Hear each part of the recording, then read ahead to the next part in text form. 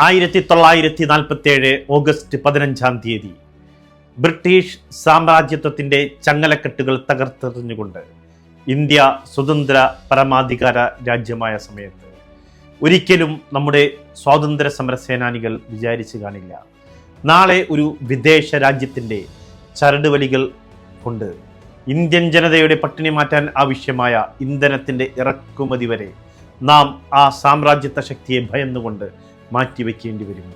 അതെ, ഇറാനിൽ നിന്നും വളരെ കുറഞ്ഞ ദിവസം കൊണ്ട് ഒരു 10 ദിവസം മാത്രമെടുത്ത് ക്രൂഡ് ഓയിൽ നമുക്ക് എത്തിച്ചേരുമെന്നിരിക്കെ റഷ്യയിൽ നിന്നും 30 ദിവസം സമയം കൊണ്ട് നമുക്ക് എത്തും.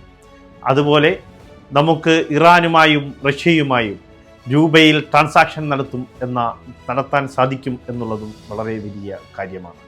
ഒരു ദിവസം 5.5 മില്യൺ ബാരൽ ക്രൂഡ് ഓയിൽ ആവശ്യമുള്ള ഇന്ത്യ മഹാരാജ്യം ലോകത്ത് ക്രൂഡ് ഓയിൽ ഉപഭോഗത്തിൽ 3ാം സ്ഥാനത്ത് നിൽക്കുന്ന രാജ്യം. ഇപ്പോൾ അമേരിക്കയുടെ സമ്മർദ്ദത്തിന് വഴങ്ങി വെനിസ്വേലയിൽ നിന്നും ക്രൂഡ് ഓയിൽ ഇറക്കുമതി ചെയ്യാൻ നാം തീരുമാനിച്ചിരിക്കുകയാണ്. വെനിസ്വേലയിൽ നിന്നും ക്രൂഡ് ഓയിൽ ഇറക്കുമതി ചെയ്യുമ്പോൾ നമുക്ക് നിലവിലുള്ള മാർക്കറ്റ് റേറ്റ് നൽകേണ്ടി വരുമെന്ന് മാത്രമല്ല, നാം ഡോളറിൽ ട്രാൻസാക്ഷൻ ചെയ്യേണ്ടി വരും. നമുക്കറിയാം, ഡോളറിൻ്റെ അടിമത്തം വീണ്ടും നമ്മൾ ഡോളറിൻ്റെ പിന്നാലെ പോവുകയും ചെയ്യും. എന്നാൽ നമുക്ക് നിലവിലുള്ള റേറ്റിൽ തന്നെ 30% മുതൽ 40% വരെ വിലക്കുറവിൽ ഇറാനിൽ നിന്നും ക്രൂഡ് ഓയിൽ ലഭ്യമാകുമെന്നിരിക്കെ, അതുപോലെ തന്നെ ഒരു ബാരലിന് $10 ഡിസ്കൗണ്ട് റഷ്യയിൽ നിന്നും ലഭ്യമാകുമെന്നിരിക്കെ നാം വെനിസ്വേലയിൽ നിന്നും പർച്ചേസ് ചെയ്യേണ്ട ഒരു കാര്യവും നമുക്കില്ല. അതുമാത്രമല്ല, ഷിപ്പിങ്ങിൻ്റെ ചാർജ്, ഷിപ്പിങ്ങിൻ്റെ ഇൻഷുറൻസ് ചാർജ് എല്ലാം നമുക്ക് ഇറാനിൽ നിന്നും റഷ്യയിൽ നിന്നും വാങ്ങിക്കുന്നതിൻ്റെ ഇരട്ടി ചാർജ് നാം നൽകേണ്ടിയും വരും. നമുക്ക് ഒരു ദിവസം വേണ്ടി വരുന്ന ക്രൂഡ് ഓയിൽ എന്ന് പറയുന്നത് 5.5 മില്യൺ ബാരലാണ്. ഇതിൽ 85% നാം ഇറക്കുമതി ചെയ്യുകയാണ്.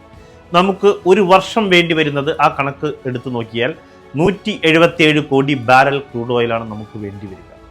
നമുക്ക് വെനിസ്വേലയിൽ നിന്ന് പർച്ചേസ് ചെയ്യാതെ നാം ഇറാനിൽ നിന്നും റഷ്യയിൽ നിന്നുമാണ് പർച്ചേസ് ചെയ്യുന്നതെങ്കിൽ നമുക്ക് 1 ലിറ്റർ ഡീസലിനും പെട്രോളിനും ഏകദേശം 10 രൂപ വരെ നമുക്ക് വിപണിയിൽ കുറയ്ക്കാൻ സാധിക്കും. എന്നിരിക്കെ നാം വളരെ വില കൊടുത്ത് വെനിസ്വേലയിൽ നിന്ന് പർച്ചേസ് ചെയ്യാൻ പോവുകയാണ്.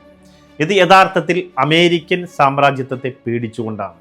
അപ്പോൾ ഗവൺമെൻറ്റിൻ്റെ അപ്പോസ്തലന്മാർ, പുകഴ്ത്തുന്ന ആളുകൾ, ഗവൺമെൻറ്റിൻ്റെ മുഖ്യമായ മേഖലകൾ കൈകാര്യം ചെയ്യുന്ന ആളുകൾ എല്ലാം പറയുന്നത്, ഞങ്ങൾ വളരെ വലിയ ധീരദേശാഭിമാനികളാണ്, ഞങ്ങളാണ് രാജ്യത്തെ ഏറ്റവും വലിയ രാജ്യസ്നേഹികൾ എന്നാണ്. എന്നാൽ വസ്തുത ഇതല്ല. നമുക്കറിയാം, റഷ്യയുടെ ബാൾട്ടിക് തീരത്തുള്ള പോർട്ടോവായ LNG ടെർമിനലിൽ നിന്നും വന്ന 1,78,200 ക്യൂബിക് മീറ്റർ കപ്പാസിറ്റിയുള്ള ഭീമൻ LNG കപ്പൽ, ആ കപ്പൽ സിംഗപ്പൂരിൻ്റെ സമീപം വച്ച് നമുക്ക് അമേരിക്കയുടെ ഉപരോധം, സെക്കൻഡറി സാങ്ഷൻ ഭയന്ന് നാം തിരിച്ചയക്കുന്ന അവസ്ഥയുണ്ടായിരുന്നു. അതെ, ഇത് കൃത്യമായി സംഭവിച്ച കാര്യമാണ്. അമേരിക്കയുടെ സെക്കൻഡറി സാങ്ഷൻസ് പേടിച്ച് അമേരിക്ക ഇന്ത്യൻ ബാങ്കുകളെ ബാൻ ചെയ്യുമെന്ന് പറഞ്ഞ് ഭീഷണിപ്പെടുത്തിയത് മൂലം നമുക്ക് വളരെ കുറഞ്ഞ വിലയിൽ വന്ന LNG നമുക്ക് വാങ്ങിക്കാൻ സാധിക്കില്ല. നാം അത് തിരിച്ചയക്കുകയാണ് ചെയ്തത്. അമേരിക്കയുടെ സാങ്ഷൻ ലിസ്റ്റിൽപ്പെട്ട പോർട്ടാണ് എന്ന് പറഞ്ഞാണ്, ടെർമിനലാണ് എന്ന് പറഞ്ഞാണ് അമേരിക്ക റഷ്യയുടെ LNG നാം വാങ്ങിക്കുന്നത് നമ്മുടെ തടഞ്ഞത്.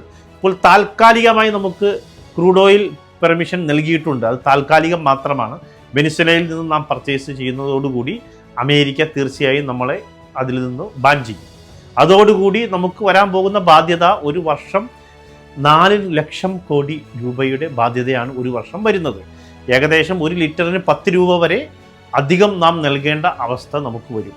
നമ്മൾ റഷ്യയിൽ നിന്നും ഇറാനിൽ നിന്നും പർച്ചേസ് ചെയ്യുന്നതിൽ നിന്ന് കമ്പാരിസൺ ചെയ്യുമ്പോൾ നമുക്ക് അത്തരം ബാധ്യതയാണ് നമുക്ക് വരുന്നത്. യഥാർത്ഥത്തിൽ ഈ ബാധ്യത നാം വരുന്നത് സെക്കൻഡറി സാങ്ഷൻ, അമേരിക്കൻ സാമ്രാജ്യത്വത്തോടുള്ള നമ്മുടെ ഭയഭക്തി ബഹുമാനം കൊണ്ടാണ്.